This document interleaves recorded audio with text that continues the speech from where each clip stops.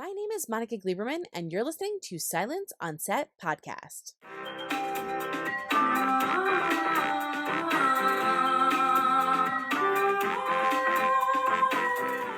On today's podcast, we're talking to the writers and executive producers of How I Met Your Father. The show takes place in the near future. Sophie is telling her son the story of how she met his father, a story that catapults us back to the present, where Sophie and her close-knit group of friends are in the midst of figuring out who they are, what they want out of life, and how to fall in love in the age of dating apps and limitless options. So to break down that crazy season 1 finale and where we could see all of the characters in season 2, here's Elizabeth Berger and Isaac Aptaker. I have so many questions. I'm just going to jump in. I know it's a little late, obviously, because we're starting season 2, but I've been curious. Was it difficult for you guys making the decision to make the original adaptation for season 1? And are there certain things that you do to try to incorporate? Because I see little hints and little things that you guys drop in from the original show. So do you guys spend extra time to do that and figure out where you're going to place kind of these little Easter eggs? Definitely. Yeah, I think we're always sort of what's so cool, or what I think is so cool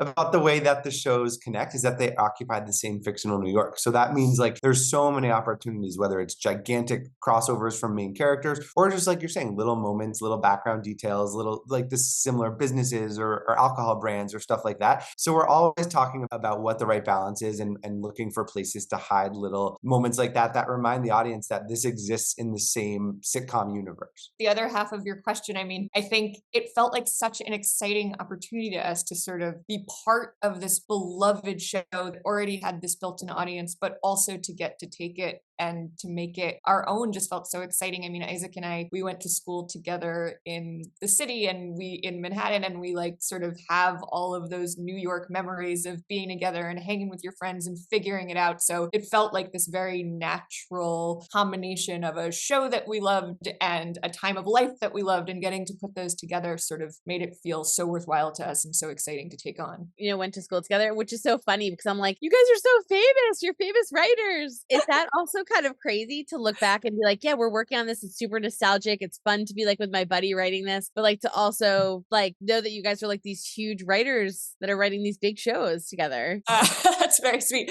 We don't feel that way at all. It's very nice to hear it from you, but I think we mostly feel like the two idiots that met in college. Somehow it's hanging out together. Well over a decade later, and we're still lucky enough to get to do it. Well, I love it, and it's some of the best shows that you guys have worked on, so it's really awesome to see both of you together. So of course I'm going to jump into the show. Yeah, I'm so confused, you guys.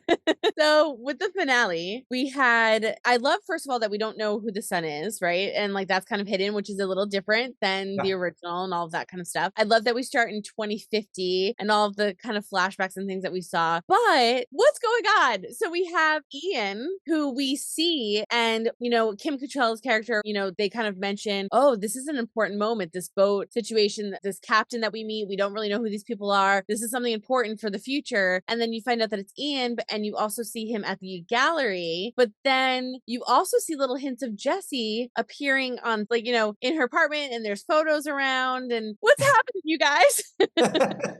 What can you tell me? Yeah, it's still very early in our series and sort of early in our story. And I think we're still at a point where everyone's an option and everyone's sort of bringing something to the table and very much still viable in terms of endgame for Sophie. So we wanted to make that clear that Ian is still a part of our world, but Jessie is still a big contender, and there's still contenders that we haven't necessarily touched on as much, but we will. So yeah, I think we're still in early days here. And I think that just everyone you date is seriously it changes your view on love a little bit, changes who you are as a person, gets you ready for the next person, messes you up for the next person. So there's a lot of steps to this story, and I think whether she winds up with Jessie, whether she winds up with Ian, they're all important. So none of it is it's all building blocks to get Sophie to become the person she becomes. So they're all part of the journey. In terms of the season, will there be a focus heavily on Jessie, or will Ian be a little more of a focus this season? Or, Elizabeth, you mentioned other people. So where are we going to see Sophie kind of when we come back? That's interesting. I think as people sort of watch week to week, they will find that there is a focus as we progress in the season. There is sort of one person that continuously we're sort of,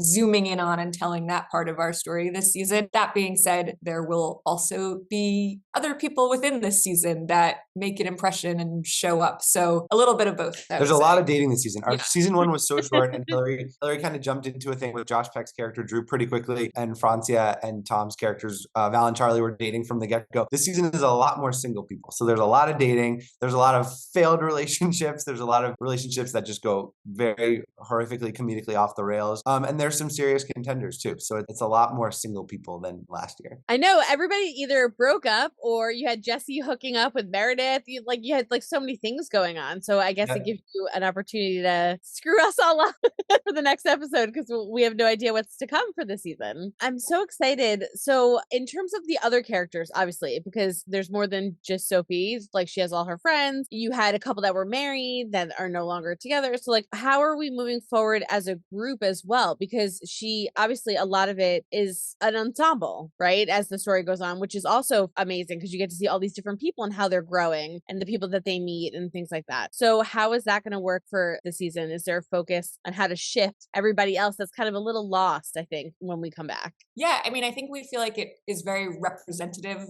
of a group of friends in their sort of late 20s, going into early 30s period where people start being in different places in their lives. So you have your people that are still at the starting line in terms of figuring out their romantic lives and they're single and they're dating a ton. You have your people that are way ahead and they're already married. And what is really lovely, I think, is you can still all be best friends and those dynamics can shift at different times. A really solid couple can suddenly break up. Someone that was single can suddenly be in a relationship, and that all of those dynamics can swirl and change in a really interesting way. But if you're lucky, your friendships stay really consistent and strong throughout it. So I think we'll be seeing some of that throughout the course of this season. And will we be seeing more of Ellen and like Jesse's, I know, like gay and divorced sister? Like I really love that whole storyline and stuff that you guys added in there. Are we going to be seeing more of that too? Yeah, I mean, we're going to see Ellen embark on her first sort of real relationship post-divorce and what that looks like for her. So that's a big focus. She's actually one of our more steady relationship characters for a lot of season 2. I think that's a really fun new color on her, is to watch her kind of settle into something, which happens to be with the woman who lives just across the hall. And that brings its own very unique set of circumstances when you start dating your neighbor.